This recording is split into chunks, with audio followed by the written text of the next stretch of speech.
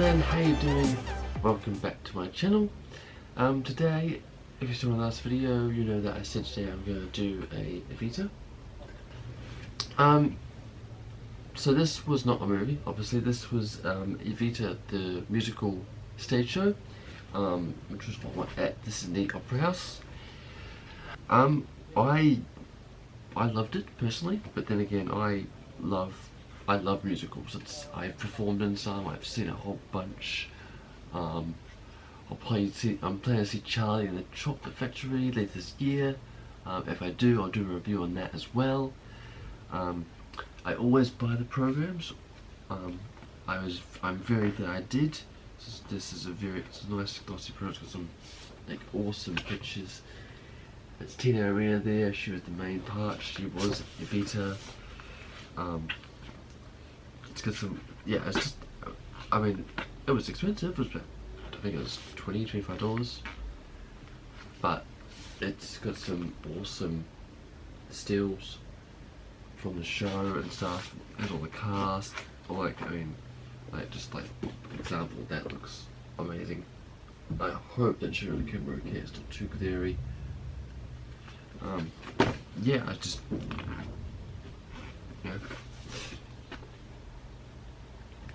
a good program. Yeah, it's great. So some of you are probably thinking, well, what is Evita? I've never heard of it. What is Evita? So Evita is a nickname for a political figure called Eva Peron, or Eva something else. Don't know what her maiden name was, but she became Eva Peron. The guy she married was the Prime Minister of Argentina. At one stage she became known as the spiritual leader for Argentina. And of course, I was going to say First Lady, but whatever the equivalent is in Argentina. One song from the show that a lot of people know, you may not know the show, but most people know the song "Don't Cry for Me, Argentina." For example, don't cry for me, Argentina. The truth is I never left you all through. that was the Madonna version, but yeah, same song. I couldn't find the plot in the program, but I brought my phone. So, here we go. So the plot is, when Eva Peron finally transcends her peasant roots to become the First Lady of Argentina, I was right. She is aware that her dazzling ascent is as much about appearance and careful cultivation of stardom as substance. She cries hungrily as aides dress her on the Sydney Opera House stage from my head to my toes. At the very end of Evita, after she has passed away from cancer at the age of 33, the same tune is used again. This time however, men in suits gather somberly around her deathbed. They sing a knot of jewels and dresses, shoes and bags, but eyes, ears and hair. Evita, the sweetheart of the nation, the saint of South Africa, is to be embalmed, frozen river, as a young woman, a mummified mannequin. Yeah, that's a bit of a sad ending. She dies. Yeah. The takeaway message is this full-throated, thorny production put on by Opera Australia and starring pop star Tina Arena is that riches, fame and power are illusions. Or maybe, controversy, there's more problematic message. You need a determination and ability to pander to crowds. That's all you need to captivate and control a nation. Who else after her untimely death except perhaps Princess Diana produced such shows of hysteria and public mourning? It's written by Angela Wu and Tim Rice. So Angela Wu's and Tim Rice's Evita, their third major show and their first hit to stray from biblical themes.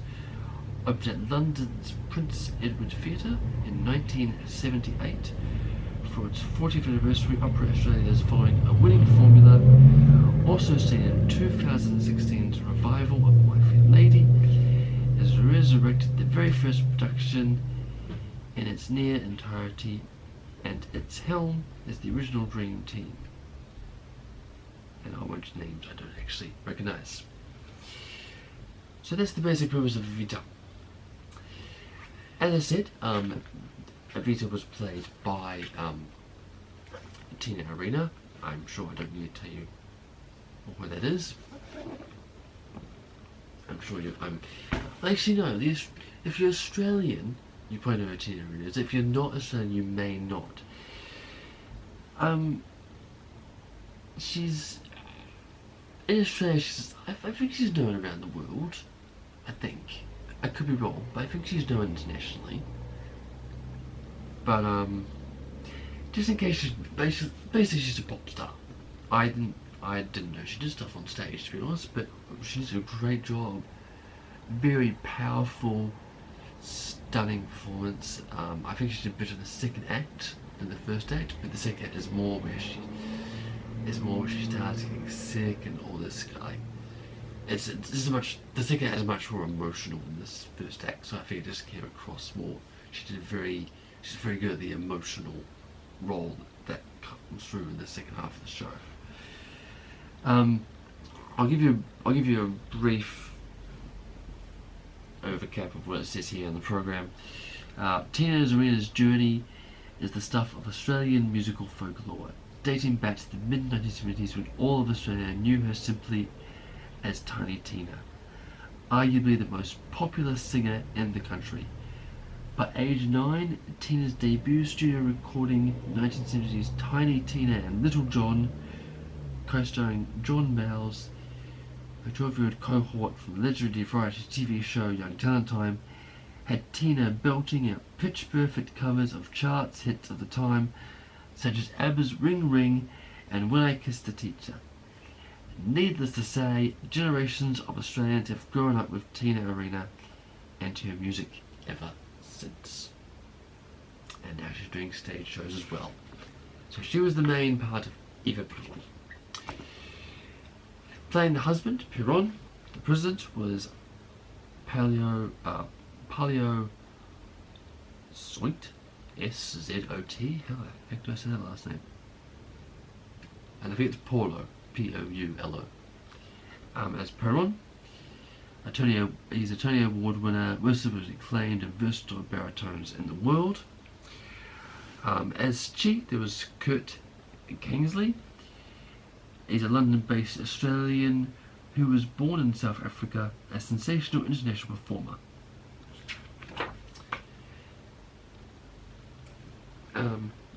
Mag Dealey was played by Michael Falzon, who he came to prominence when he was cast by Queen and Ben Elton to star as Galileo in the We Will Rock You. He reprised the role in Japan and the UK, breaking box office records. Alexis Van Manen, who's very pretty blonde. If you see the blondes there.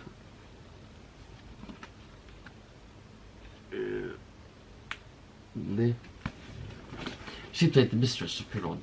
So Piron had a mistress, and then later on she gets married to Evita, and the mistress gets sent out the door in a dramatic song where Evita says, "You've been replaced." Yeah. There was Jimmo Ricks, who was the Everprawn alternate. I'm very glad we got Tina and not whoever this person is. But she's an Australian music professor, but she is one of Australian musical theatre's prominent leading ladies. I'm sure she will do a good job, but I want to see it because Tina really was in it. So that's the main cast. I won't go through the ensemble and stuff. It's just, I won't go through the ensemble. That would just take too long.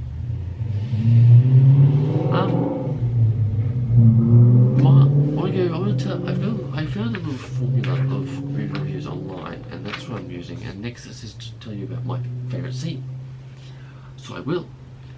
So my favourite scene, there's a song where they're electing the new Prime Minister.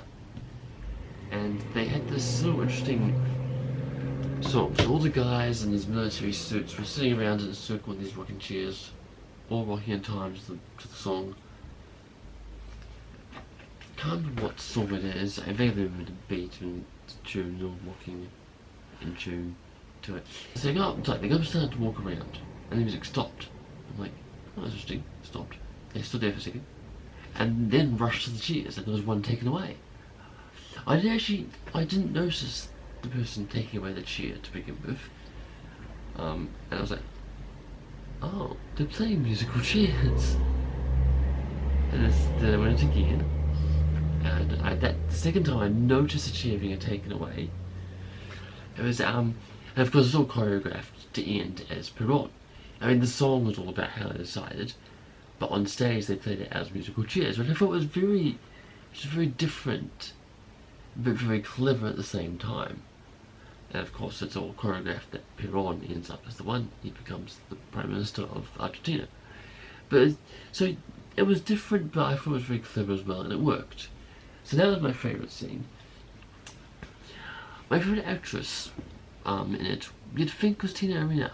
Now, I love Tina Arena, don't get me wrong, but my favourite was actually Chi, which was, as I said, was played by Kurt Kingsley.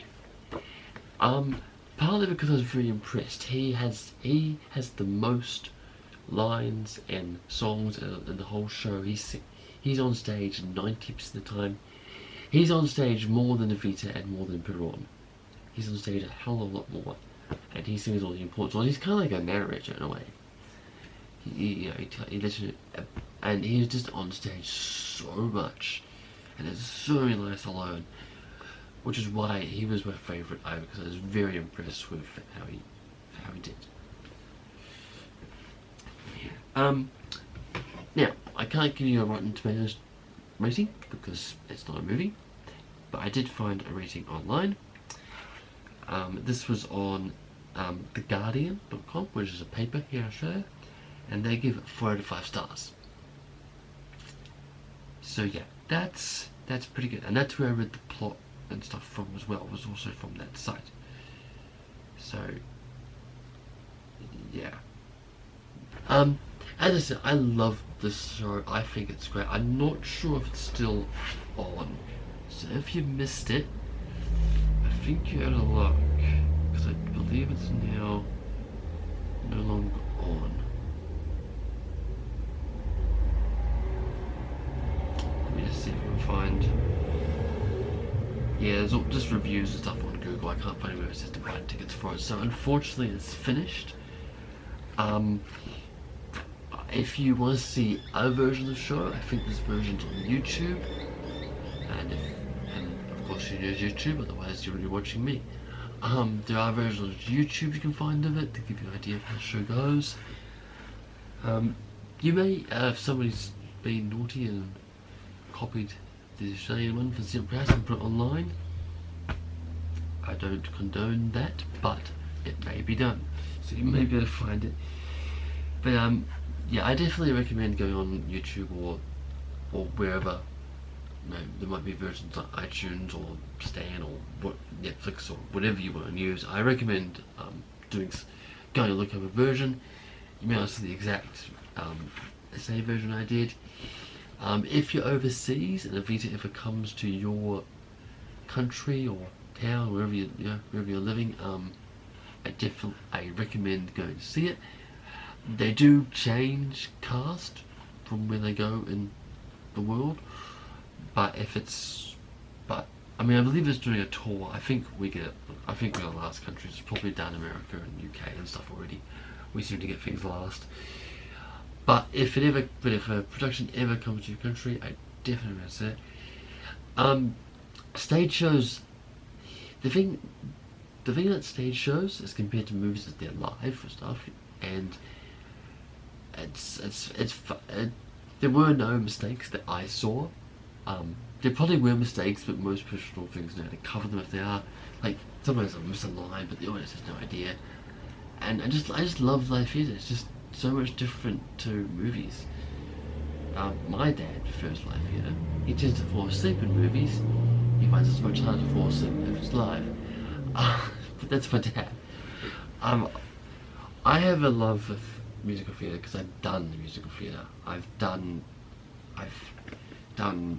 been on stage. I've also done like follow spot, and lighting operator, and all that kind of stuff as well. So yeah, so that's why I have a love for it. But yeah, like I said, see if you can find a video of it somewhere online. If it comes to your country, go see it. As always, remember to like, comment, and subscribe. If you're new here, my name's Nick Ninja Adams. I call my subscribers Ninja Clan. And yeah, next review will probably be next review I do is going to be Wreck-It Ralph 2. I didn't originally say I wasn't going to do all the new upcoming movies, but I saw it just the other day, so it's fresh in my mind, so I figured I might as well do that. Yeah, see you on the next video. Wreck-It Ralph 2. Bye!